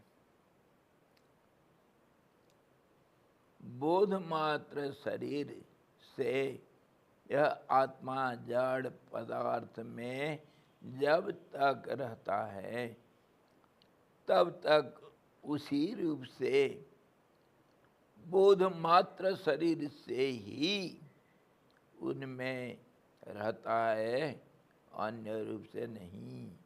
मतलब पत्थर को सोच रहे हो तो सोचने वाला कौन है? पत्थर नहीं है। सोचने वाला कोई चेतन सोच रहा है। उसको अगर समझ में नहीं हो रहा है, तुमको समझ नहीं आ रहा है, वो जनरेटर चलाएंगे। चलो जनरेटर चलाएगा तो जनरेटर अपने आप चल पड़ता है क्या? क्यों नहीं चलता है भाई? उसके अंदर इतना शक्ति है। उसके पीछे एक कोई स्विच दबाने वाला कोई चेतन चाहिए, वो अपने आप नहीं चल पाएगा। वीडियो गेम जो खेल रहा है वो देखो, कार एक दूसरे से टकरा करके खत्म हो गया, उसको करने वाला कोई चेतन एक चाहिए, है ना? तो इससे समझ लो तुम ही सबके अंदर बैठ करके सब कर रहे हो। तुम ही दृष्टा, तुम ही कर्ता, तुम ही सृष्टा, तुम ही सब कुछ हो। वो प्रार्थना क्या हो रहा है? तुम ही माता पिता तुम ही हो। क्या? हाँ जी, तुम ही सब कुछ हो। असलियत तो ये है, इसको हम स्वीकार नहीं कर पा रहे हैं क्योंकि हम तो भोले भाले घूमे जगत में। भोले भाले कह करके तुमको बढ़ावा देने के साथ साथ कभी कभी दिल करता है पागल कहाँ के गाली देने के लिए भी। हाँ, इतना नहीं समझ रहे हो, पागल तुम ही हो। है, तुम दुनिया को सोच रहे हो पागल है। दीवाना मुझको जग कहे, मैं समझू जगत दीवाना है। ये पागलों का अड्डा बोध मात्र शरीर से ही उनमें रहता है और अन्य रूप से भी अन्य रूप से उसको अपने आप को ही देखता है। अन्य रूप से मैं अपने को हाथ रूप में देख रहा हूँ, सोच रहा हूँ मेरे हाथ में कांटा घुस गया है। अरे हाथ तुम ही हो और हाथ भी तुम ही हो, उंगली भी तुम ही हो, सब कुछ तुम ही हो, सबके अंदर तुम ही बैठे हो। यह सब कौतुक अपनी इच्छा से ही किए गए थे। मैं ये कौतुक को अपने आप रचना किया था, इसलिए दुख की प्राप्ति नहीं हुई।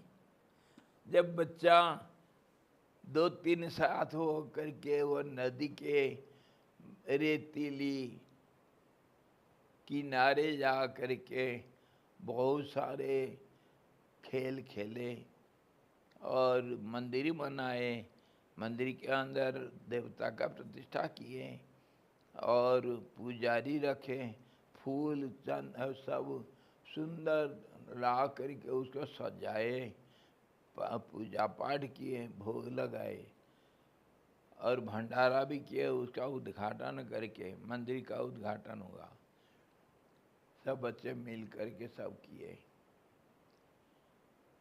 और आई गंगा जी का एक बड़ी लहर, मनेरी बांध से पानी छोड़ दिया गया और अचानक पानी बढ़ गया, सारा बह गया। क्या करें? बच्चों को क्या कहा जाए? क्या करेंगे बच्चे? हाँ, वो रोते हैं या हंसते हैं या भागते हैं घर या आपस में गाली देते हैं और मनेरी वालों को, जो भी करते हैं सारा खेल ही खेल में। मम्मी बुलाई घर से, अरे रामू, स्कूल नहीं जाओगे? आऊं लाठी लेकर के? हाँ मम्मी, मारा लात और चल दिया। क्या होगा? किसको गाली देगा वो? मेरा मंदिर को तोड़ दिया करके। ऐसे ही सारा दुनिया। वशिष्ठ जी ये समझाना कोशिश करें, राम तुम ही सृष्टा, तुम ही करता, तुम ही दृष्टा, तुम ही सब कुछ। और ऐसे ही मैं वो पाषाण उपाख्यान जो तुमको बताया था वो सब मेरा लीला ही था। मैं ही बोध रूप में उसको सोचा था, बनाया था और उसको बिगाड़ा था। मैं ही सब कुछ था। स्वामी जी, ये तो दुख की अनुभव कहाँ से प्रकट हो गई? ना वशिष्ठ जी को दुख हो रहा है, ना उन्होंने बनाया, दुख की कल्पना करी, पर दुख कौन दुख कहाँ से है? दुख एक बनावटी है। राम सीता के लिए रोया था और इनाम भी मिला उसको रोने का। ये ड्रामा वही राम ही नहीं किया, समझे? हाँ जी, सारे ड्रामा एकांकिका एक बैठा है, सब ड्रामा चला रहा है। वही कर्ण बना, वही अर्जुन बना, एक दूसरे को वही अपने को मार डाला है। अपनी ही इच्छा से यदि कोई चलकर फिर अन्यत्र जाता है या वही स्थिति करता है, स्थिति वहीं करता है, वहीं से वापस चला आता है, तो दुख नहीं होता भाई। ठीक इसी प्रकार की यहाँ भी स्थिति है। यानी अपनी इच्छा से ही किए गए कौतुकों में मुझे किसी प्रकार का कष्ट नहीं हुआ, क्योंकि वैसा करना इष्ट ही था, अनिष्ट नहीं। मैं खुद राम बना था, क्यों? मैं जानता हूँ सीता के लिए मेरे को रोना है, और जान पूछ करके मैं रोया था। मेरे दोस्त को मैं मार मार करके उसको मिट्टी में मिला दिया और रावण बना था। ये सब ड्रामा मैं पहले करूँगा करके प्रैक्टिस किया, रिहर्सल किया हूँ। तो फिर अभी दोस्त को मार करके उसके ऊपर बैठा तो कौन सी दुख होगा? सब प्लानिंग तो मेरी ही था। ये सारा कहानी राम, ये सब कहानी मैंने बनाया। इसमें सुख दुख आएगा कहाँ से? संसार को इसी प्रकार हम कहानी अगर दिल से मानते हैं, अपनी बनाई हुई कहानी, तो फिर सुख कहाँ दुख कहाँ? कौन मरा कौन जिंदा आया है? स्वामी जी, पर नहीं माना तो पक्का सुख दुख तब तो आएगा ही, तब तो आता ही है, तब तो दुख होगा। वो सच्चा दुख और सच्चा सुख किसको कहते हैं, ये मेरे को समझ में नहीं आ रहा। सच्चा दुख और झूठ दुख कैसे होता है भाई? उसमें क्या अंतर होता है ये पहले समझाओ। सच्चा दुख और बनावटी दुख का डेफिनेशन पहले बताओ। स्वामी जी, जो पप्पू रामलीला में जो करेगा हो गया वो नकली दुख, और जो असली में नकली नहीं, वही है ये दुनिया है। नहीं है तो कल तो इतना रो रहे थे, आज कैसे हंस रहे हो यार? बोलो।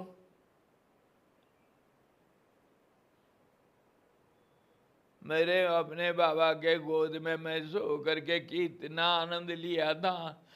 बाबा गुजर गया, मेरे को सब कुछ वही था, और देखो गुजर गया तो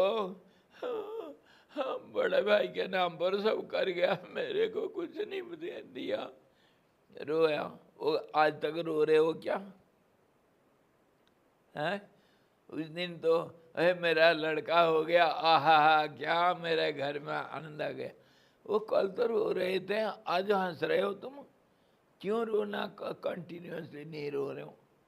जब दुख का कारण है तुम्हारे पास, दुख करो, उसको फिर छोड़ कैसे देते हो तुम? और सुख का कारण है, सुख करो, नाचो, दिन रात नाचते रहो, फिर उसको छोड़ के कैसे देते हो यार? हाँ, दुनियादारी में चल रही अरे दुनियादारी, ऐसे तो दुनियादारी, इसका नाम है दुनियादारी। ये सच मुझ में कुछ नहीं, ये सब ड्रामा है। मेरे बाप मर गया तो 2 दिन खूब रोया मैं, अरे आज तो हंस रहा हूँ, मेरा बेटा हो गया। है तेरी के है, तो रोना सही है या हंसना सही है तुम्हारे? तुम पागल तो नहीं हो? ड्रामाटिस्ट हो ना, हीरो? किसको मैं मानूं सच? बोलो, रोना था तो रोते रहो, सिर फोड़ो। 2 दिन के लिए सिर फोड़ के रोते हैं, मेरा पिता चला गया, चला गया। और देखो, जब सचमुच तुम दुखी थे तो स्मशान घाट में क्यों नहीं बैठ गया पिता को वापस करने के लिए? है, घर लौट गया, और जैसे घर लौटा वो पड़ोसी के साथ लड़ाई छिड़ गया। मेरा बगीचा में देखो तो, मैं थोड़ा उधर गया था मसान घाट को, तब तुम्हारे गाया आकर के मेरा फुलवाड़ी उजाड़ दिया। रे साले को मैं नहीं छोड़ूंगा। वो पिताजी भूल गए। तेरी के दुनिया ऐसा, इसको हम क्या भरोसा दें, क्या करें? और जो भी सुख कर रहे हो, दुख कर रहे हो, करने वाला कौन है? तुम ही तो ड्रामाटिस्ट। हाँ, कल खूब रो रो करके सिर फोड़ रहे थे, आज हंस हंस करके करोड़ का 1 करोड़ मिल गया, वो कौन सा बिग बी दे दिया, करोड़पति बन गया मैं। बताओ, तब तो कल तो तुम ही रो रहे थे और आज तुम ही हंस रहे हो। कौन था वो दोनों में? दोनों में मैं ही था। कल रोया था मैं, आज हंसा मैं। तो ऐसे ही आसमान में उड़ा तो मैं, जमीन के अंदर घुस गया तो मैं ही। सब मैं के बिना दुनिया नहीं। और वो मैं को पहचानो, तुम बोध रूप सबके पीछे हो। तुम नहीं होगे तो तुम्हारे मन, बुद्धि, तुम्हारे प्राण कोई कुछ नहीं कर सकते हैं। तुम ही सबको चलाने वाले हो।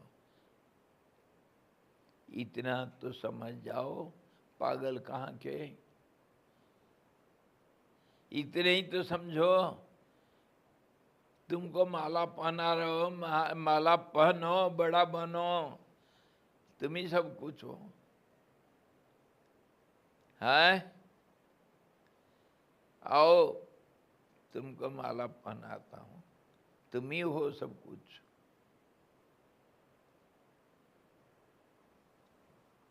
मान लो, कर्ता धर्ता दई विधाता सब कुछ तुम ही हो। उसमें सुख दुख कैसा होगा तुमको? रोया तो तुम, हंसा तो तुम, खोया तो तुम, पाया तो तुम, तो उसमें क्या फर्क पड़ जाएगा? भद्र एकमात्र तत्व ज्ञान ही अविनाशी आतिवाहिक देह है। यह तत्वज्ञों का मत है। इसलिए जब आप यदि इच्छा करें तो आतिवाहिक देह और धारणा द्वारा जगत भाव का अवलोकन कर सकते हैं। हमारे जो सूत्र में जो संयम बताया, बार बार हम विचार करते हैं, जिसके ऊपर संयम करोगे उसका पूर्ण ज्ञान तुमको मिलेगा। तुम अपने रूप को छोड़ करके उस रूप को अपनाते हो, एक कैवल्य भाव, एक तादात्म्य भाव पैदा होता है।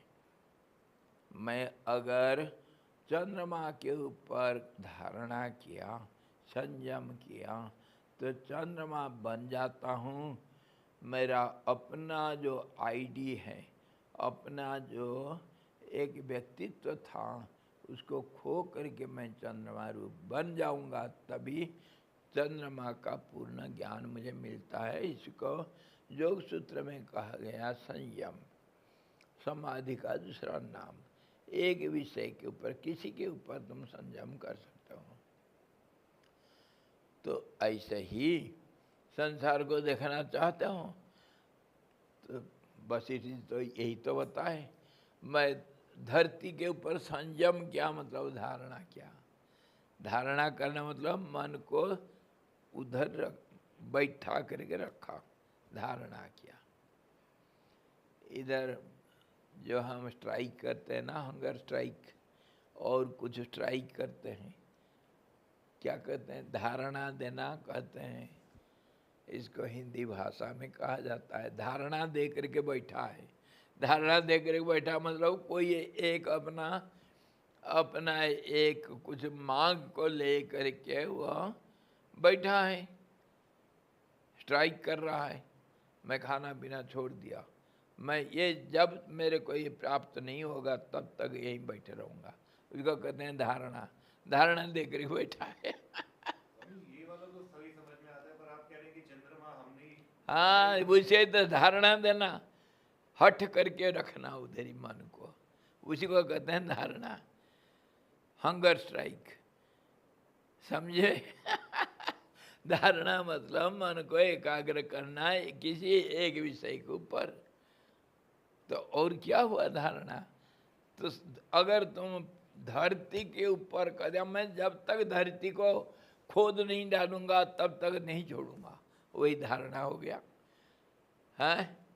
मैं जल बनूंगा बनूंगा बनूंगा, तो बन जाओगे। ये मन के अंदर सब शक्ति है, ये खुद बन रखा है, बनेगा क्या। और ऐसे ही जिसके ऊपर धारणा करोगे वो रूप तुम बन गए, और तुम उसको पूर्ण रूप से, जैसे तुम शरीर का धारणा कर रखे हो, हड्डी मांस का शरीर का धारणा कर रखे हो तुम, और तुम शरीर बन रखे हो। अभी देखो शरीर का, उसमें भी फिर आनाकानी करते हो। शरीर बन करके देखो, शरीर के ऊपर अगर ध्यान करोगे, अंदर बाहर 72 करोड़ नस नाड़ियों का जाल एक एक करके दिखाई देगा। करो, देखो, योगी लोग करके देखते हैं।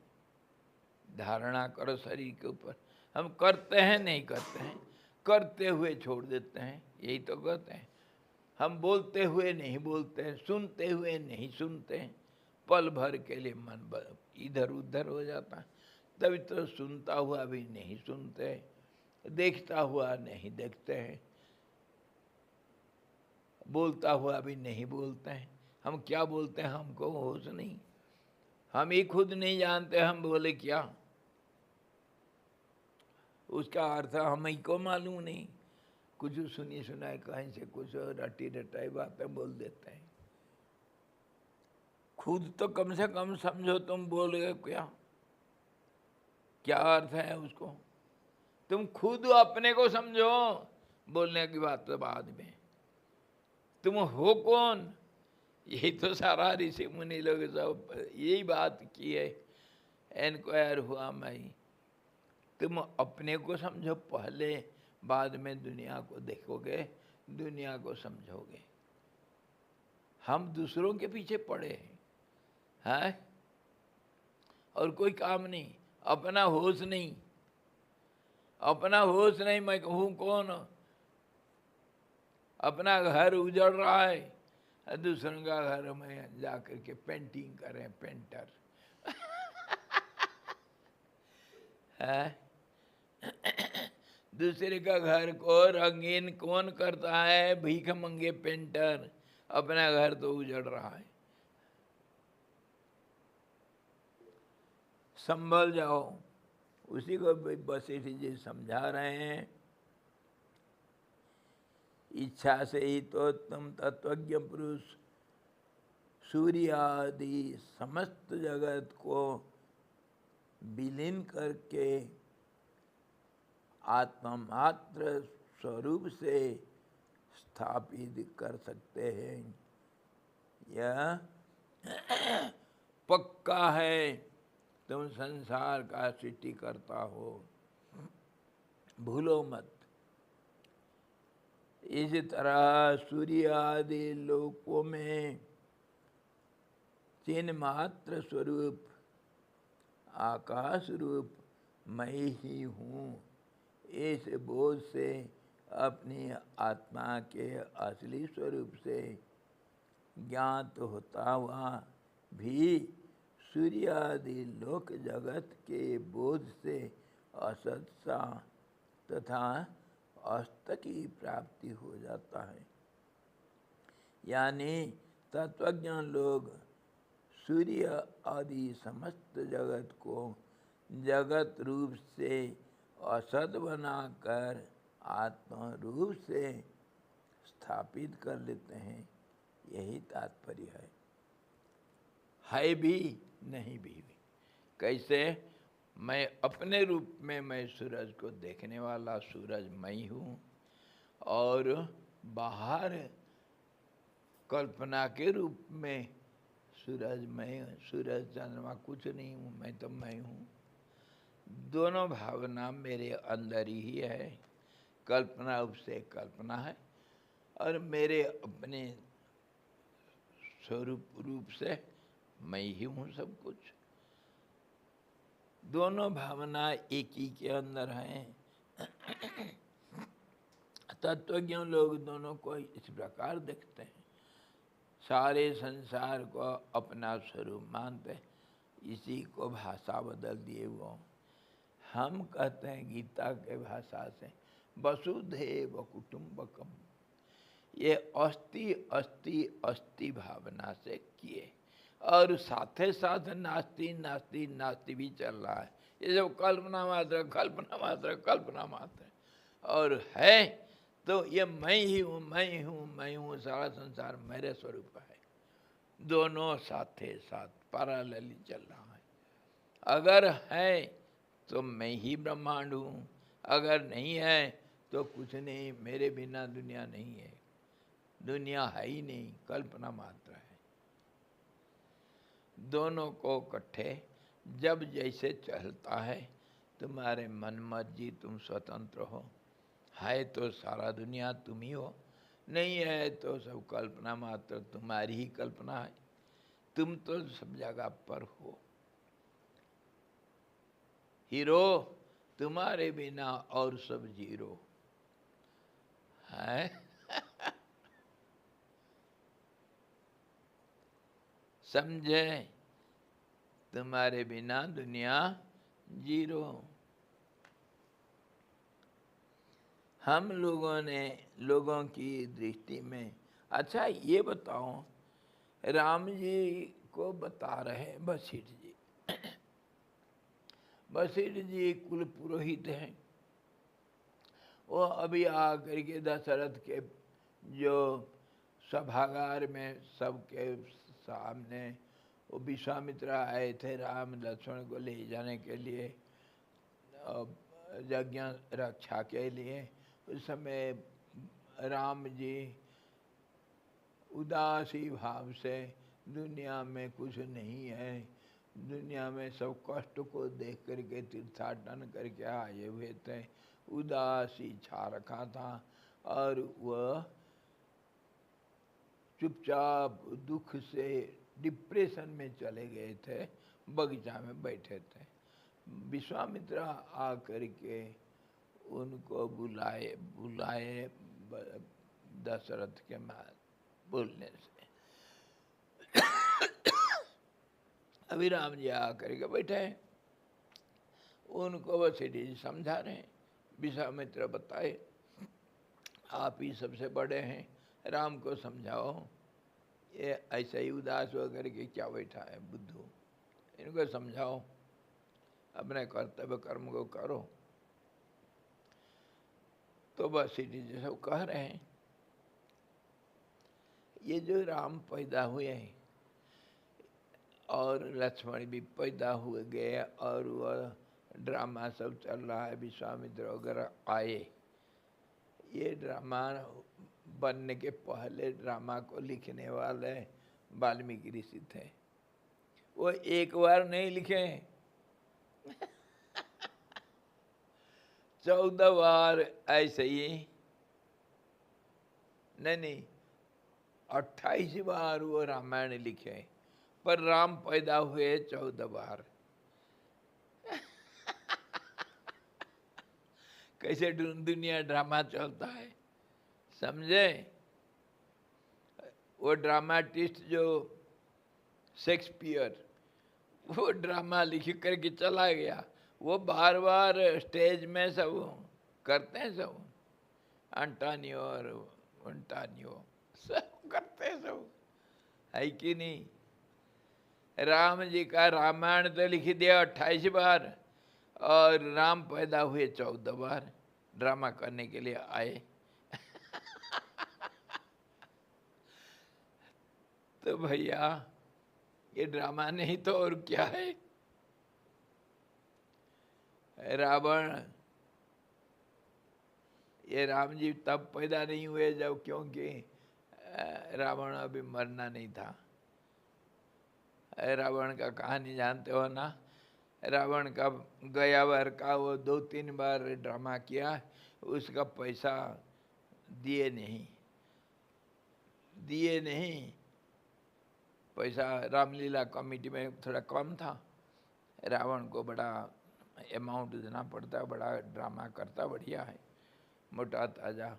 उसको 2-3 बार पैसा नहीं दिया गया, और अब आकर के वो राम के साथ पेंडाल में लड़ाई कर रहा है, तो प्रॉम्प्टर पीछे से बोल रहा है रावण गिर जा, हो गया, लड़ाई बहुत हो गया, गिर जा। रावण जोर से बोलता माइक में, मैं नहीं गिरने वाला, मेरा पीछे पैसा लाओ तभी मैं गिरूंगा। मेरा पैसा लाओ पहले का, नहीं तो मैं अभी थोड़ी मैं मरने वाला हूँ, मैं नहीं मरूंगा। बेइज्जती करवा दिया सबका। तब फिर चुपके से वो पैसा को कागज में बांध कर लिफाफे में फेंके जब, तब रावण गिरता है, मरता है। कितने बार मर चुका है वो। वो मंदोदरी बहुत बार आकर के बेचारी रोई। ये हीरो लोग दिन में 4 बार मरते हैं। समझे ये दुनिया का ड्रामा कैसे चलता है। हीरो को देखने से हम मानते नहीं हैं, परंतु ये हीरो, ये हमारे ड्रामाटिस्ट वाल्मीकि जी जो लिखते हैं, उसको हमेशा स्टेज में सब स्टेज नहीं करते हैं। कभी कभी 14 बार हुआ है ड्रामा अभी तक।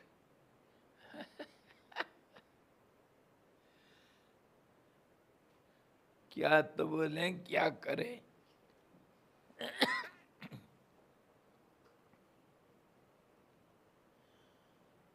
हम लोगों की दृष्टि में जगत तो सत्य है, फिर वह असत सा बनकर स्थित है। ये कैसे कहते हैं यार? इस शंका पर स्वप्न आदि जगत के विद्यमान रहते जागृत जगत जैसे असत सा रहता है, वो कह रहे हैं ऐसे ही ये सारे तुम्हारे जो सच्चा दुनिया है, इसको फिर कल देखेंगे। ये जब जगत पुरुष की दृष्टि में विद्यमान ही जगत सुप्त पुरुष में प्रसिद्ध स्वप्नादि जगत में अज्ञानता के कारण असत सा शून्य भाव के कारण आवृत सा या स्वप्न दृष्टा पुरुषों के द्वारा अलभ्य सा बनकर स्थित है। ऐसे ही प्रकृति में भी समझना चाहिए। क्या जो कितने तर्क दिए हैं, एक आज थोड़ी, जो इतने साफ सृष्टि हम सामने हम देखते हैं, खाते पीते बैठते उठते गप्पा मारते सुनते समझते झगड़ते प्यार करते, सब दुनिया हमारा है, नाता पुता सब, तो इसको मना कैसे करते हो यार? मना हम थोड़ी करते हैं, तुम खुद करते हो यार। हम हमारे सिर में क्यों मरते हो? नहीं हम मना नहीं करते, हम तो मानते हैं संसार ठीक है। नहीं मानते हो? जब स्वप्न देखते हो ये तुम्हारे जागृत दुनिया कहाँ जाता है? कहाँ रख देते हो उसको? हाँ, पेड़ी में बांध करके, पुटली में बांध करके और सूटकेस के अंदर रख देते हो क्या? क्यों नहीं देखते हो?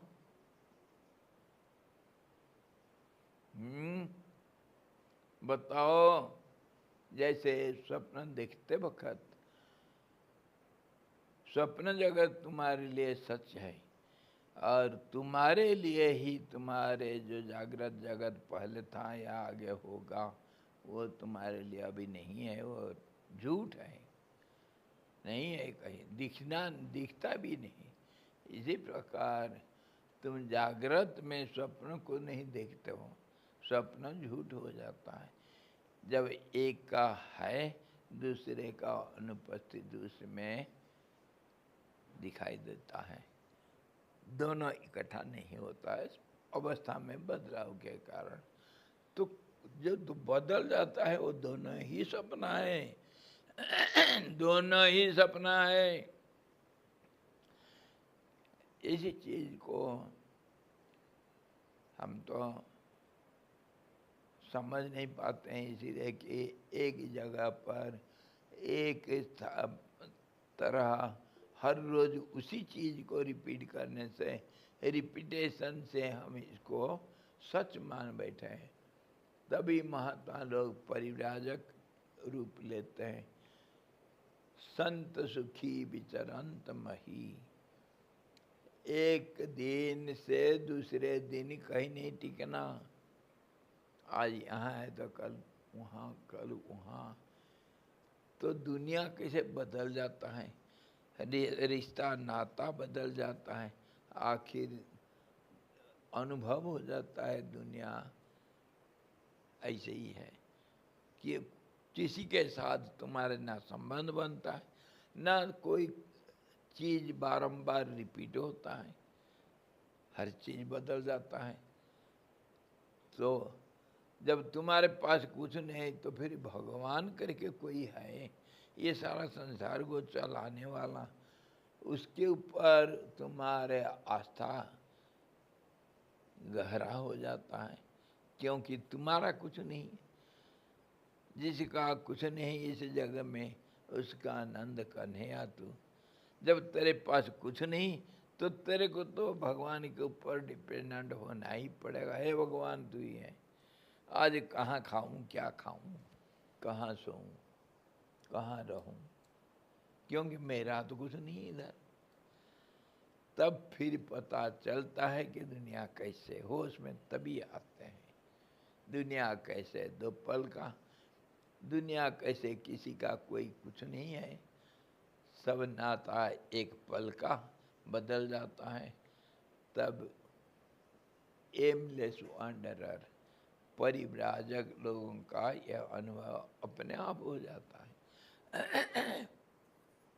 कोई एक शक्ति है जो सारा दुनिया को चलाता है, उसके ऊपर डिपेंडेंसी बढ़ जाता है।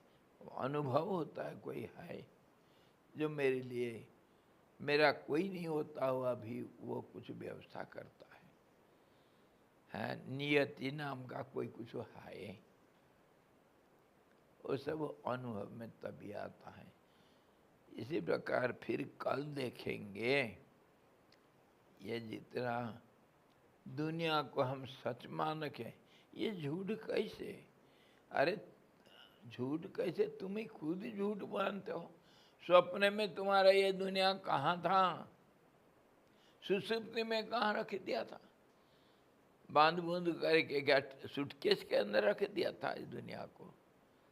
कहाँ रखे थे? अच्छा, वो स्वप्न में कौन सा दुनिया आ गया था तुम्हारा? वो कहाँ चला गया? अभी तो तुम जागृत में बड़ा भारी मानते हो ये मेरा दुनिया सही है। खाली उतना क्यों? वो जो ड्रामा देख रहे थे वो सच था या झूठ था? सपना देख रहे थे, ड्रामा देख रहे थे, वो जो मैजिक शो देखा था वो सच था या झूठ था? अरे वो जो सर्कस देखा था वो सच था या झूठ था? अरे वो जो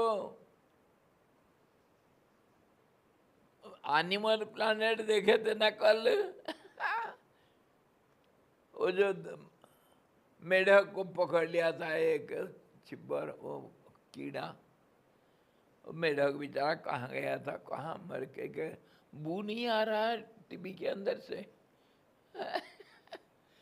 मर गया था, सड़ गया था भाई, उधर अगरबत्ती जलाओ बू आएगा। ये सब कहाँ कौन कौन देखता, कौन सच कौन झूठ? बोलो। ऐसे ही तो लीला पूछा था, लीला सरस्वती जी को पूछा, माँ बताओ मैं यहाँ बैठी हूँ 4 घंटा के अंदर मेरे पतिदेव का 3 ब्रह्मांड में 3 जगह पर मैं उनके साथ हूँ, और सब जगह पर जा करके कल्पों बिता करके हम आ गए 4 घंटे के अंदर। मैं क्या कर रहा हूँ यहाँ? ये सपना है या वो सपना है? किसको सच मानूं, किसको झूठ मानूं? बताओ। मम्मी बोलती है, सरस्वती बोलती, बेटा ये सारे झूठ ही झूठ। इसको भी कैसे सच मानते हो? वो अगर वो नहीं तो तुम तो खुद देखो, तुम उसके पास साथ हो और देखो कैसे सिंहासन में बैठे राजत्व कर रहा है, सब कुछ दिखा दिया ना। वो कैसा दिखा? सरस्वती दिखा दिए। ऐसे ही हम ड्रामा भी तो देख लेते हैं। तो वो ड्रामा क्यों सच नहीं मानते हो? अरे भाई सारे दुनिया एक ड्रामा है। अरे अभी कोई इसको सच मानोगे और दूसरे को झूठ मानोगे? ऐसा कैसे? सब के सब सपने, समझो का नहीं? कल फिर देखते हैं, इस अध्याय का पूरा करेंगे।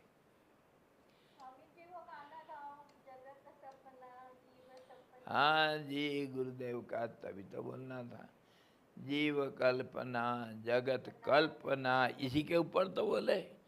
जीव कल्पना जगत कल्पना, सब ही कल्पना दीर्घ सपना। दीर्घ सपना, एक लंबी सपना देख रहे हो। 2 मिनट के लिए उठो और फिर सो जाओ 24 घंटा। देखो ये तुम्हारे जागृत कैसे सपना बन जाएगा। सपना बनेगा। अरे मैं सच बोलता हूँ, कितने बार अच्छे अच्छे सपनों को फिर डबल तिबल बार मैं देखता हूँ। उठ गया, बड़ा अच्छा सपना था, फिर चलो और थोड़ा देखते हैं। तो फिर गया लग जगह करके मुँह हाथ कुछ नहीं धोना, आकर के फिर सो जाओ। और उसी को सोचते सोचते फिर वो कंटिन्यू करेगा, बड़ा मजा आता है। सपना देखता है, सपने को कंटिन्यू कर सकता हूँ। स्वामी जी आपने सपने में शनि को क्यों बनाया? हाँ हाँ, मैं ऐसा थोड़ी बोलता हूँ। नहीं, शनि मांगने आते परेशान करता है, आपको क्यों बनाया आपने सपने में? शनि को, अरे आज 3 बजे आके के 2-3 बार मेरे को खिड़की के पास, स्वामी जी महाराज उठ जाओ मेरे खिड़की के बाहर वो खड़ा होकर के, बस वही तो बात। 3 बजे आकर के हल्ला करता है। तो क्यों बनाया स्वामी जी सपने में? अरे सपना में तो उसे आनंद आता, मजा आता है उसके साथ। हाँ, सांप के साथ खेलने में मजा आता है या नहीं? उसका है तो सांप, उसका पूंछ पकड़ के लटकाओ, वो उठ नहीं पाएगा। ऐसे ही खेल है दुनिया।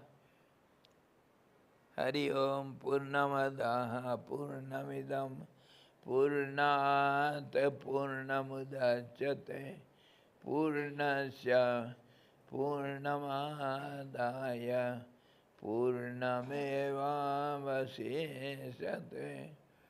ओम शांति शांति शांति।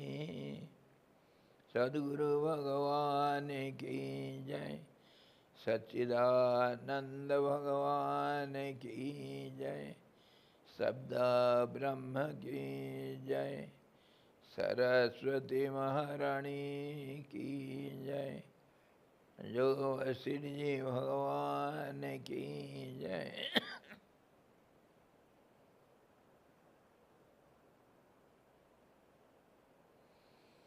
हरि